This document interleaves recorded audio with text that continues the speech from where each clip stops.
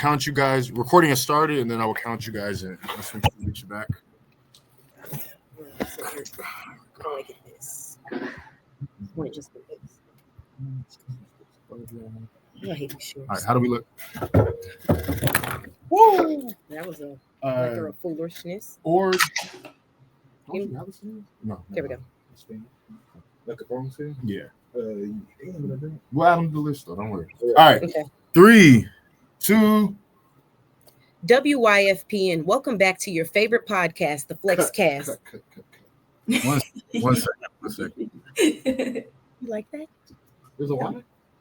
Is there a Y? Or is it a fucking W? You know I got dyslexia. We're going to do it again. I'm going to edit that out. Power of the internet, baby. 3, 2, 1. All right, welcome back to your favorite podcast on WFPN. And as you guys know, we talk to the movers, shakers, and tastemakers of the city. And of course, today we have exactly that. Go ahead and introduce yourself to our guests. Hello, everybody. My name is Dominique Green. I'm located in Houston, Texas, and I am the founder as well as the Houston Hub lead for Paper Tag, which is a nonprofit art-based organization. Absolutely. Everybody give it up for Dominique. You know, I have a special place in my heart for nonprofit workers. Maybe it's the inside social worker for me. Again, spend some time telling our guests about how you got started and at what moment you knew you were that girl. Oh, you know, and I like how you worded that question.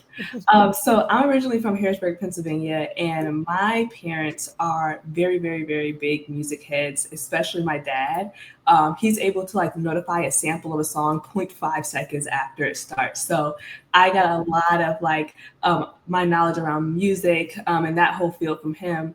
And then fast forward, I was a student at Howard University. I received my Bachelor's of Fine Arts in Electronic Studio.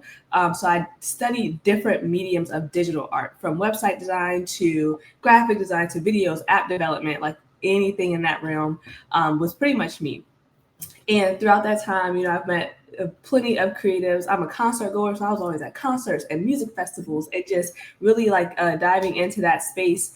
And around the time the pandemic hit, it was my junior year of college. I got sent home that year to finish virtually, and me and my friends were at home, unemployed, bored, and we were like, let's make playlists. And Paper Tag started off as us just making playlists of different topics, rainy day playlists, playlists to listen to while you're eating some chips, like very random things, but things that we love to do. And we branched out into doing video projects in the community, starting in my hometown of Harrisburg, Pennsylvania. We got really into activism during the time of the Black Lives Matter protests were taking over the nation. And one of our ways to kind of make impact was by launching a series called Hip-Politics, which was an intersection between hip hop and politics. And we interviewed people running for local and state positions within Pennsylvania, from mayor, city council to lieutenant governor. We interviewed them about their platform, but also about the intersection between hip hop and politics and how art was integrated into their platforms. So that was a really cool thing that we did. And then we did Retail for the Culture, where we interviewed Black and brown business owners that had brick and mortar establishments about the music that they played in their store and the relationship between music and retail therapy. So we were always trying to find like really creative ways to bring art to the community. And we took a pause for a while because we graduated college. We had to become adults, of course. So earlier this year, we actually relaunched bigger than we were before. So we have a hub in Houston, the DMV area, Oakland, California, Detroit, Michigan, and Boston, Massachusetts. We shot our first documentary this year in Houston, which was really fun.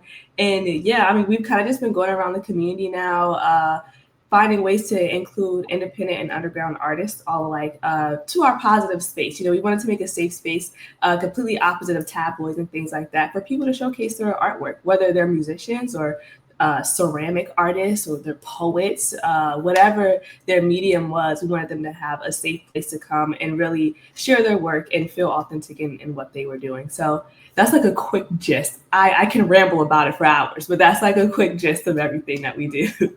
No, that's okay. We can hear the passion in your voice when you're talking, and I love hearing it. I love how Black universities as well find a way to empower Black voices for Black audiences. So hearing you speak, we can see all the great things that Howard did for you. So I'm loving hearing it.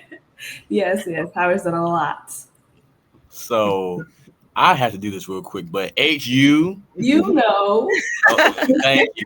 Now, I have family that went to HU, but I went to Morehouse College. But it's just, I can feel the HBCU connection and just everything that you went through because COVID hit my sophomore year and I had to get sent home. So trust, I definitely understand.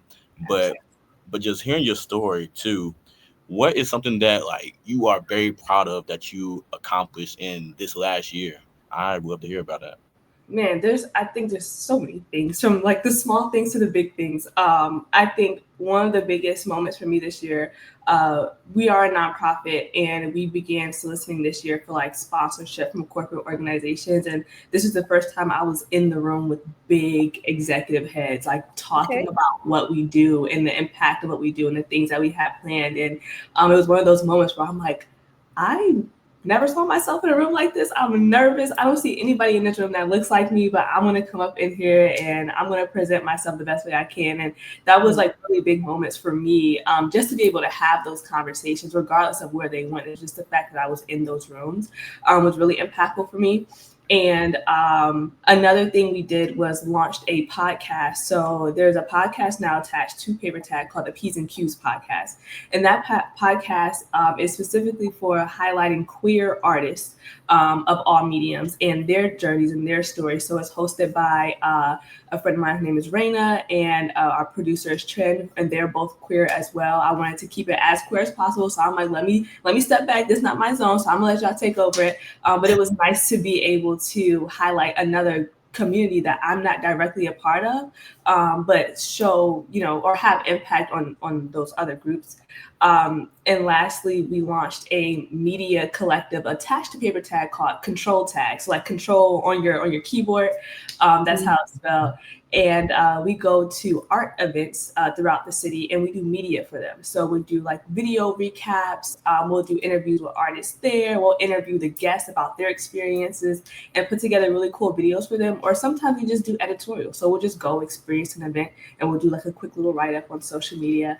And on the flip side of that, we also educate people through that platform on different media equipment, different cameras, microphones, lighting equipment, and things like that.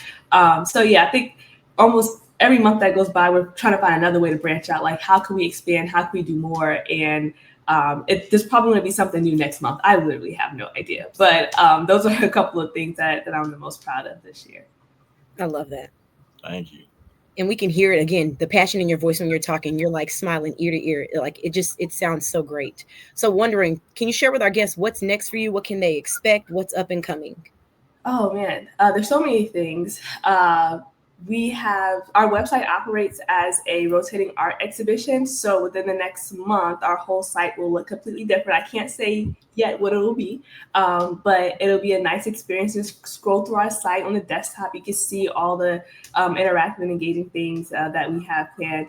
You can visit our archives page on our site if you're interested in any of our previous projects, so you can see how we completely revamp our website. But I would say just keep tabs there. Definitely our newsletter. We send out our newsletter as often as we can to keep our followers up to speed. But I would say a moment that people can expect from us, our physical presence, is this year we will be at Talented Creators Camp Flog, Gnaw, going around, and this is the first time we'll be